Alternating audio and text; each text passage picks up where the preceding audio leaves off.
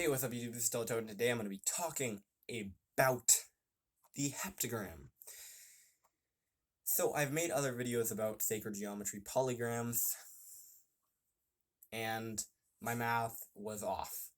For example, when I was explaining the pentagram, or five-pointed star, pentagram is not with the circle around it, that's called a pentacle. But the pentagram is a five-pointed star. When I was talking about that and what sacred geometry is symbolic of, I said it was swinging to one side of the process of karma, which is the pendulum swing to the right equals to the left. My math was off on that because I said that it's symbolic of karma because the star fractalates, because the outer points only fulfill half of the maximum of the interpentagon, and blah blah blah. All polygrams do that. All polygrams fractalate in on themselves. But what I do know is that you're taking an energy, okay, in the form of the way it flows around the star. And you're dividing that into 7 points, okay? A line, there's no stops in, okay? It just keeps going. But when it bends, then there's a clear point of energy buildup right at the point. So, with the heptagram, how I use it is I use the heptagram. Now, astrology uses it to invoke planetary energies, but guess what? There's more than 7 planets, okay? And the sun and the moon, they're not planets. They have energies, that's true. That doesn't make them planets.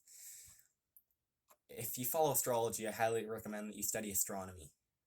Because astronomy is basically every fact, true, ultimate fact that you need to know about the stars and how they align themselves.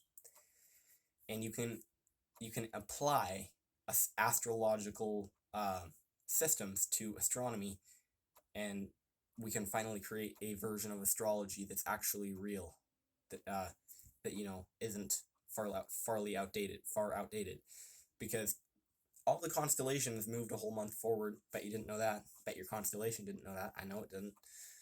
So anyway, yeah. How I use it is I use the 7-pointed star to bring energy of a specific vibration of my choosing into my aura, okay? My aura is basically an etheric field of energy around me, and the Bible talked about the aura, the Bible talked about being filled. Jesus said, be filled. And what that meant is having your aura be very dense with energy. Not dense in the sense that your energy is a low enough vibration to densify by itself into a small kind of energy, but having actually very high vibrational energy and forcing it down into a small space. What happens is it crystallizes and forms the merkabah. This is how you activate the merkabah. And that is how I use the 7-pointed star, the heptagram, or septagram, or septogram. So whatever spelling that sounds best to you. How I use it is I use the sword mudra. I made a video about Kuji-in in depth and how to use them, how they work and how to use them. So go ahead and watch that video if you haven't. Basically, all fingers have different energies within them.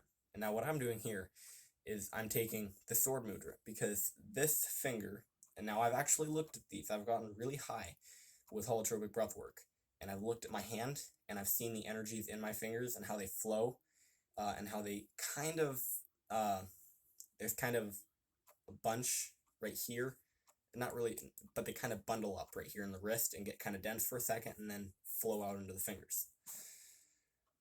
And before that, they go through the arm and stuff. But anyway, yeah. So how I use it is I use the sword mudra, because this is pure energy, completely uncoded and unencrypted. And this finger right here is green. This is green energy. Green energy is basically the energy of connection.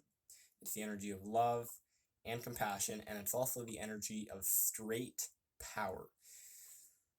Kind of strange that it represents love, compassion, connection, that kind of stuff, and then it also is just straight power, like powerful power. It's the battery of your entire energy system right here in the middle of your chest. That's why the aura comes out away from the heart, is because this is the densest part of the energy, and also the most high vibrational. It's the densest and most high vibrational, and it's the most close to being a crystal. Now, how I use the 7-pointed star. I'm sorry, I'm 4 minutes in and I haven't talked about it yet. Now, this mudra, right? Now, it doesn't matter whether or not you start from the bottom or the top of the heptagram, as long as you are, and I know up is symbolic of we're going up, down, yeah, whatever. Okay, so what we're going to do is we're going to do one round of Wim Hof breathing. What that is 30 deep breaths, okay? And then all the way out, hold for as long as you can. All the way in, hold for 15, restart.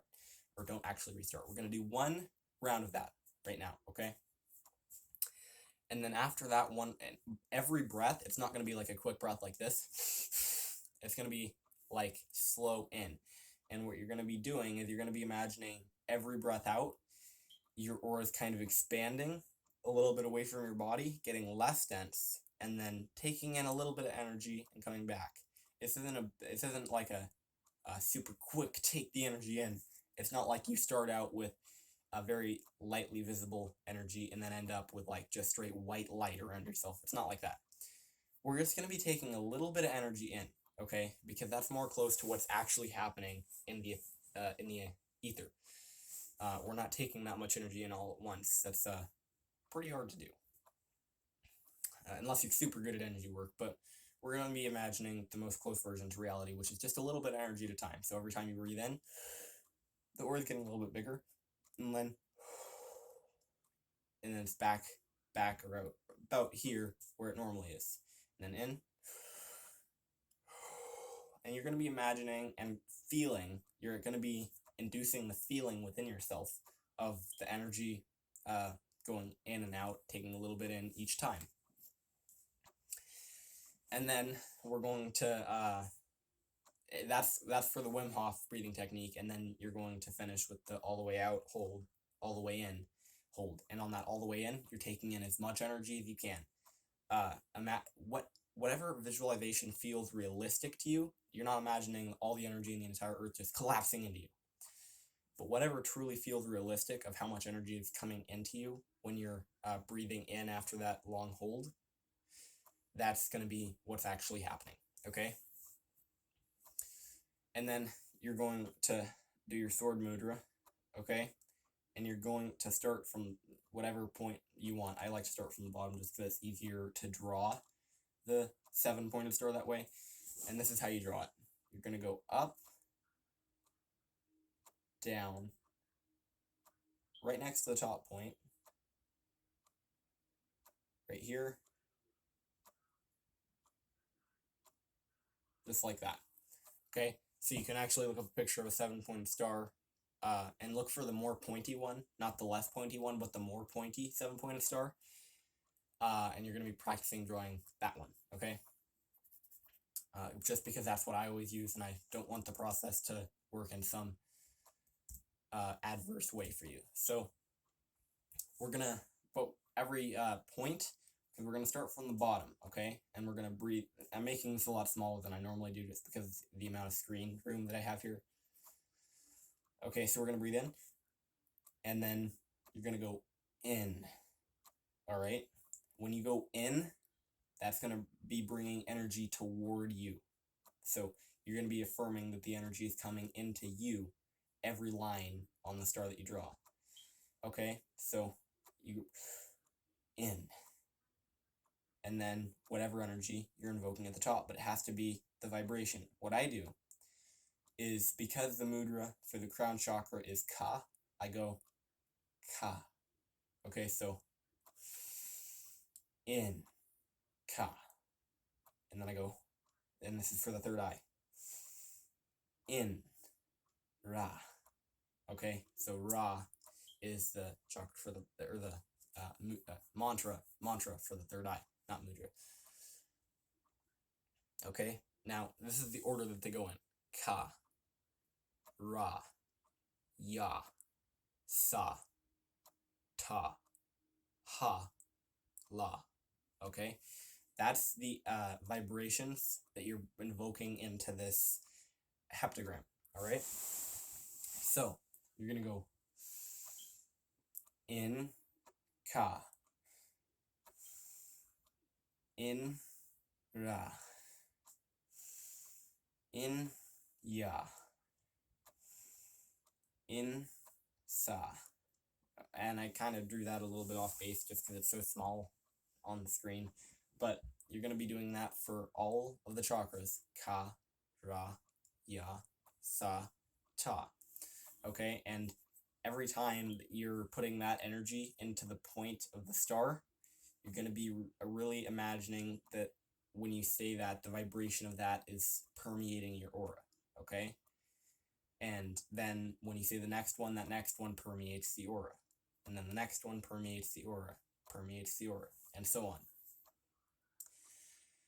Okay, and then what I do is, because it's going to be, you're going to be making a crystal of different energies around yourself. And each vertice of this crystal is going to be one of the chakras energies that you've put into the heptagram. Is basically, you're going to be using the sword mudra again, okay? And you're going to be putting ka right above your head. Now, we're not going to go down the chakras. I mean, like this far above your head. And then right in front of your neck, about 2 feet in front of your neck, ra. And then a little bit behind you and a little bit to your left, ya. A little bit behind you, a little bit to your right, ya. Wait. Oh, this is sa. And then lower, about a little bit under where your pelvis is, you're going to be going, ka, ra, ya, sa. And then down there, a little bit under you, a little bit to your left, and a little bit behind you, sa. And then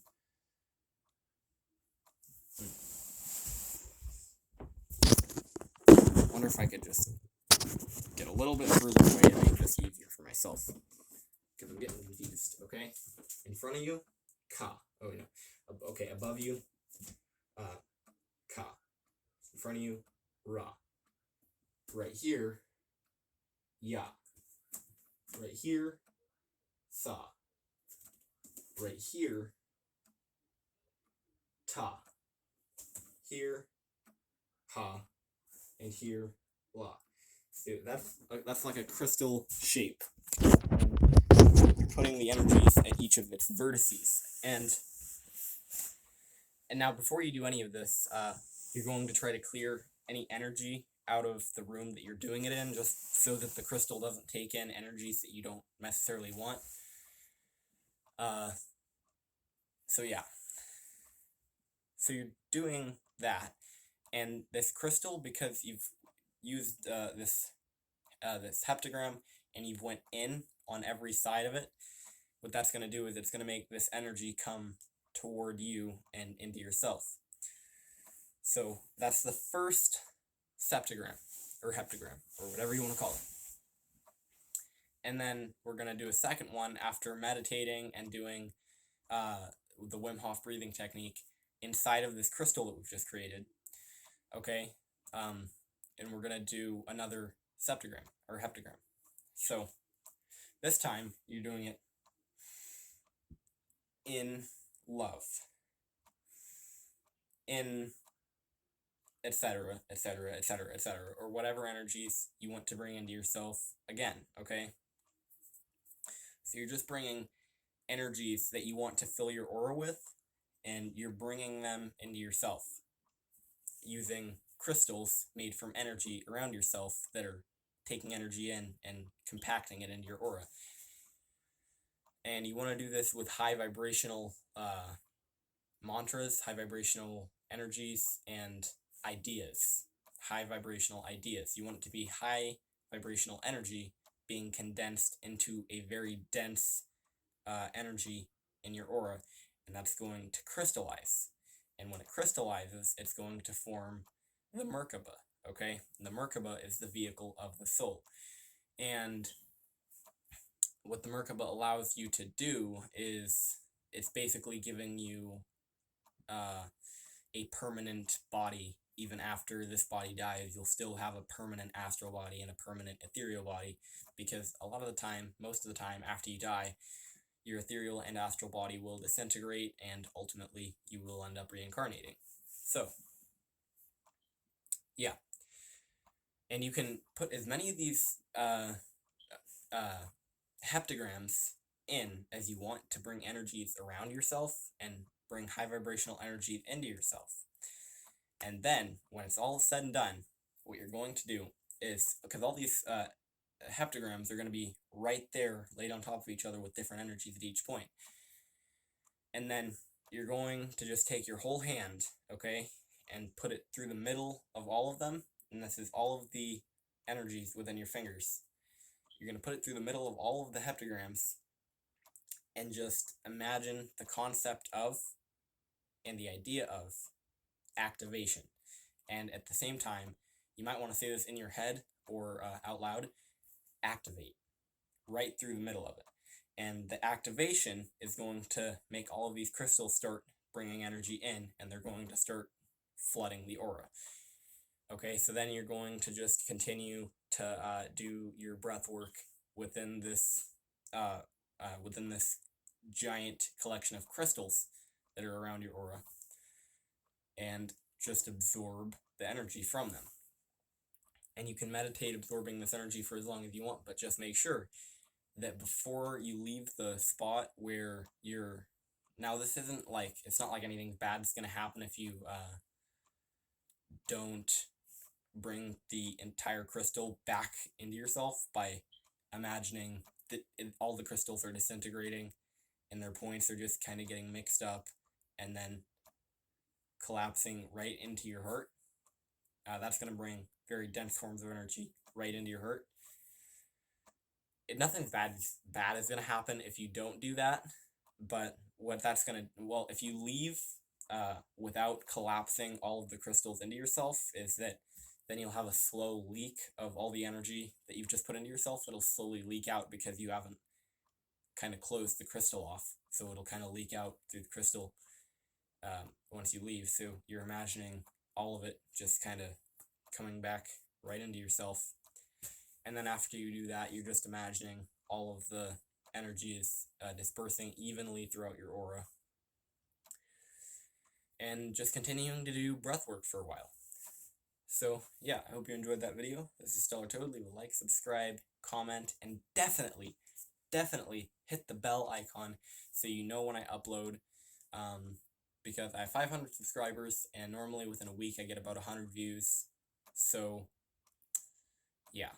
I would like to get 500 views within a week, because 500 subscribers should be like 500 views, is my opinion. So, definitely hit the bell icon so you know when I upload. If you want to. If you don't want to, I completely understand that. So, see ya.